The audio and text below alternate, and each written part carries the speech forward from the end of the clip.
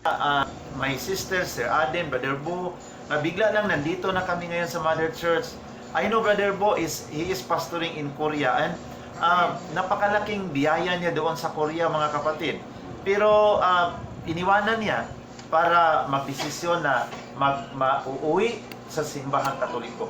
No, yung uuwi tayo sa simbahang itinatag ng ating Panginoon. Brothers and sisters, no? We are so happy, no, na God is really calling us into the family. Ngayon, papakinggan na si Brother po. Yan, tama yun mga kapatid. Kasi importante talaga. I urge you, my brothers and sisters, especially the non-Catholic, no? Do not waste your time. It's nice to serve the Lord in our church as a Protestant, but I think it's good enough to serve God in His church, which is the Holy Roman Catholic Church, like us. We're just wasting our time before because paikot-ikot kami sa buong Pilipinas, pero wala pa rin nangyari sa amin.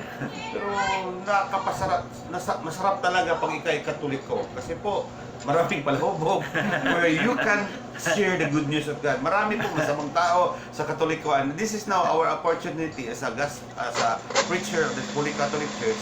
It is now our time to share with them because we're Catholic, and masarap talagang tumulong sa mga kaibigan, sa mga kilala nating mga Katoliko, yung mga lasinggero, botangero, babaero, abuser, na to spread the good news of God. That Amen. At least, sa part namin, makatulong po kami that without the word that we're going to share with them can touch their life, and Amen. they will be changed because the Bible the Word of God is a life-changing message po, mga kapatid. Yun po, sarap talaga. Kaya nag-usap-usap po ni Brother Buster Aden na we have a proposal to visit Holy Land. Yes. Para doon kami magawa ng mga vlog sa bahay mismo ni San Pedro, ni Mama Mary, no?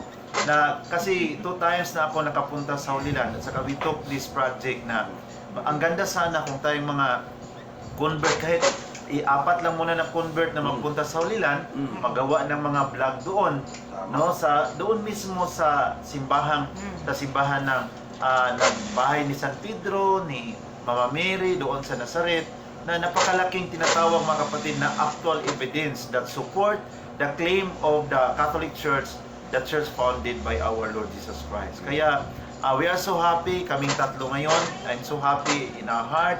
Kaya pumunta ako kagad dito para mabisita ko sila, na nagbabahagi din sa kanilang karanasan, paano sila inakay, no? Tinawag sa katotohanan para makauwi sa simbahang itinatag na ating Panginoon. Sabi nga ng John chapter 10 verse 16, I have other sheep that are not in this fold. I must lead them also, and they will hear my voice, and there will be one flock and one shepherd. Amen. We thank the Lord na we heard the voice of Jesus calling us to be at home in the Mother Church. So, Amen. Ayun. Mga kapatid, hindi po ito pasalagma ba, no?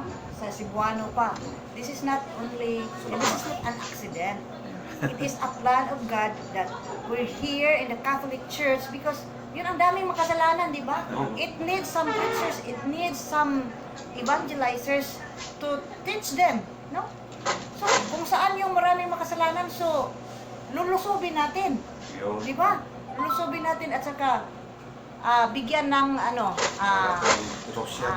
free delivery word of God. Nilusob yung Ukraine.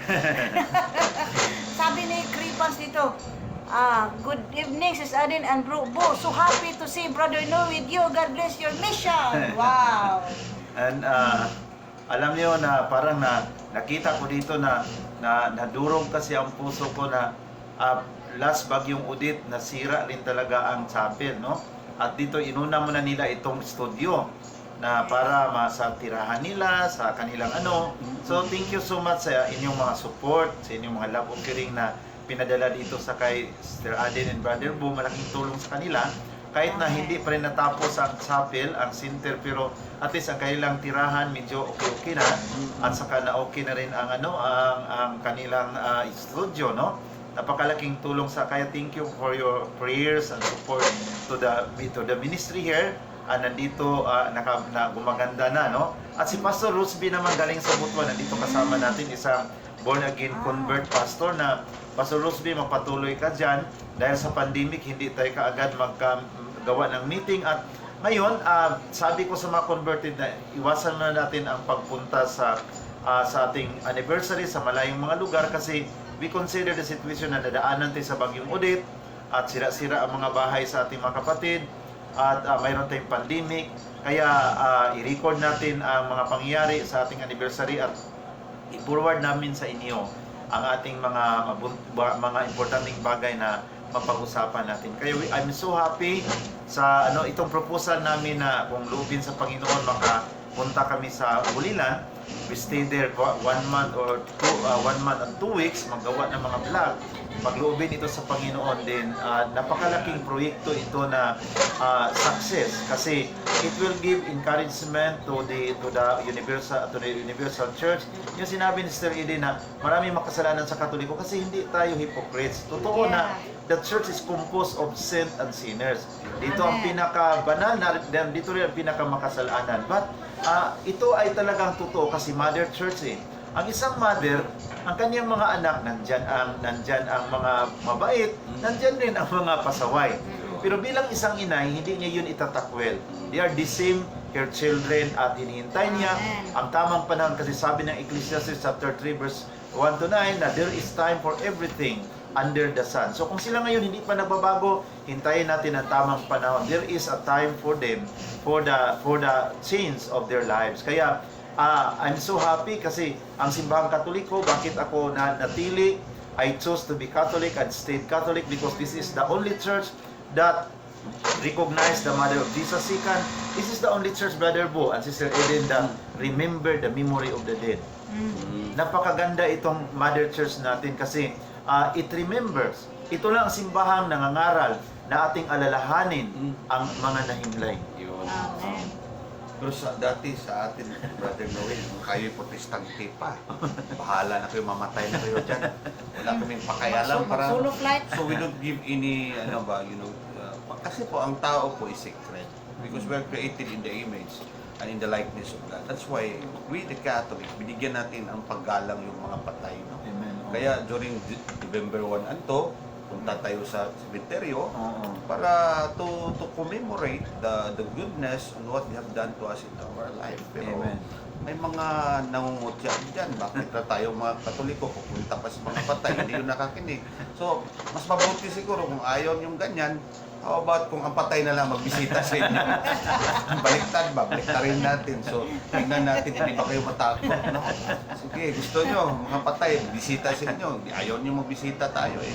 So, kaya this is the beauty of the Holy Roman Catholic because of the sacredness of this life, this body that we have. So, we're created in the image. The image is one. Amen. The likeness of God is His characteristic is in us, Amen. our spirit. So, yun po. Compact talaga, maganda yun. Imagine ka pa, Brother Bo, Sister Allen, kung ako, mga anak ko kayo, and then namatay na ako, then bigla kayo nag-iba ng reliyon.